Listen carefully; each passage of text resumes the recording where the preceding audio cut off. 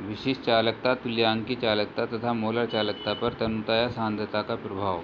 किसी विद्युत अपघटक के 1 ml विलयन की चालकता को उसकी विशिष्ट चालकता कहते हैं। विलयन की तन्यता बढ़ाने पर प्रति एकांक आयतन में आयनों की संख्या घट जाती है। जैसे 1 ml विलयन में अगर 1 ml पानी हमने मिला दिया तो अब 2 ml में से अगर 1 ml निकालेंगे तो पहले से आयनों की संख्या कम हो जाएगी, अतः विलयन की विशिष्ट चालकता का मान भी घट जाता है। विलयन की तन्यता बढ़ाने पर या सांद्रता कम करने पर इसकी तुल्यांकी चालकता या मोलर चालकता का मान बढ़ जाता है, क्योंकि तन्यता बढ़ाने पर दुर्बल विद्युत अपघटकों का आयनन बढ़ जाता है, जिससे विलयन में आयनों की संख्या तथा उसकी गतिशीलता अधिक होने के कारण से मोलर चालकता या तुल्यांकी चालकता का मान बढ़ जाता है। प्रबल विद्युत अपघटकों का प्रत्येक सांद्रता पर आयनन पूर्ण रूप से होता है, अतः प्रबल विद्युत अपघटकों के विलयन की तन्यता बढ़ाने पर आयनों की संख्या पर तो कोई प्रभाव नहीं पड़ता, किंतु विलयन में आयनों की गतिशीलता बढ़ जाती है, जिससे इसकी मोलर चालकता या तुल्यांकी चालकता का मान भी बढ़ जाता है। अब इसके बाद विलयन की मोलर चालकता तथा सांद्रता में संबंध लें तो विभिन्न विद्युत अपघटकों की मोलर चालकता सांद्रता घटाने पर अर्थात तन्यता बढ़ाने पर बढ़ जाती है। प्रबल विद्युत अपघटकों के लिए ये वृद्धि दुर्बल विद्युत अपघटकों की अपेक्षा में कम होती है।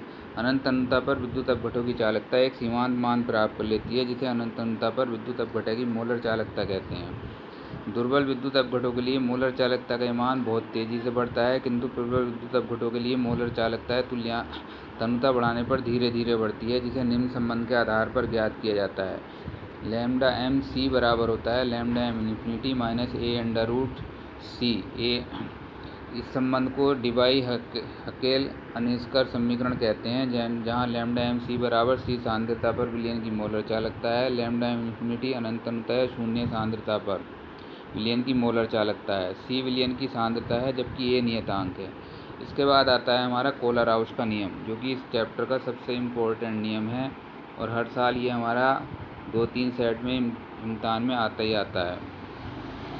कोलर-राउश ने विभिन्न विद्युत अपघटकों के अनंत तन्यता पर मोलर चालकताओं का अध्ययन करके एक नियम का प्रतिपादन किया था, जिसे कोलर-राउश का नियम या आयनों का स्वतंत्र अभिगम का नियम भी कहते हैं, इस नाम से भी आ जाता है। इस नियम के अनुसार अनंत तन्यता पर किसी विद्युत अपघटक की मोलर चालकता उसके धन आयनों तथा ऋण आयनों की मोलर चालकताओं के योग के बराबर होती है, जबकि प्रत्येक चालकता पद को विद्युत अपघटक के सूत्र में उपस्थित संगत आयनों की संख्या से गुणा कर दिया जाए।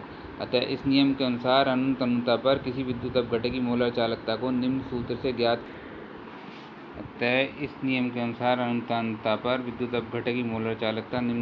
ज्ञात कर सकते हैं। लैम्डा एम इन्फिनिटी बराबर होगा x into lambda M infinity M धनायन प्लस लैम्डा इन्फिनिटी एम ऋणायन। यहाँ प्लस का चिन्ह लगाने से रह गया था, वो बीच में प्लस का चिन्ह लगा लोगे।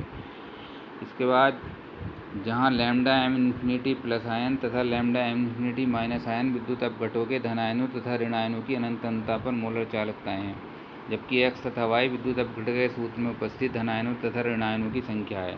जैसे NaCl के लिए x तथा y के मान 1 होंगे। NaCl एक Na आयन देगा और एक Cl आयन देगा, तो लैम्डा एम इन्फिनिटी NaCl बराबर होगा 1 into lambda N infinity Na ion plus 1 into lambda Cl infinity Cl ion.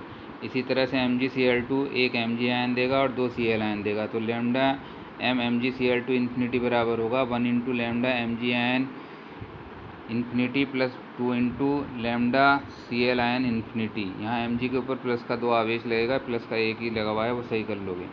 इसी तरह से Al2SO4 का होल थ्राइस के लिए होगा लैम्डा इन्फिनिटी m Al2SO4 का होल थ्राइस बराबर होगा 2 into lambda infinity Al ion plus 3 into lambda infinity SO4 ion, क्योंकि ये 2 Al आयन देगा और 3 देगा SO4 आयन। किसी विद्युत अपघटक की अनंत तन्यता पर तुल्यांकी चालकता यदि ज्ञात करनी होती है तो निम्न सूत्र का प्रयोग करते हैं। लैम्डा इन्फिनिटी EQ बराबर होता है 1/n लैम्डा इन्फिनिटी EQ धनायन plus 1/m lambda infinity EQ minus ऋणायन, जहाँ m तथा n धनायनों तथा ऋणायनों के आवेश होते हैं। हालांकि तुल्यांकी चालकता हमारे कोर्स में यहाँ पर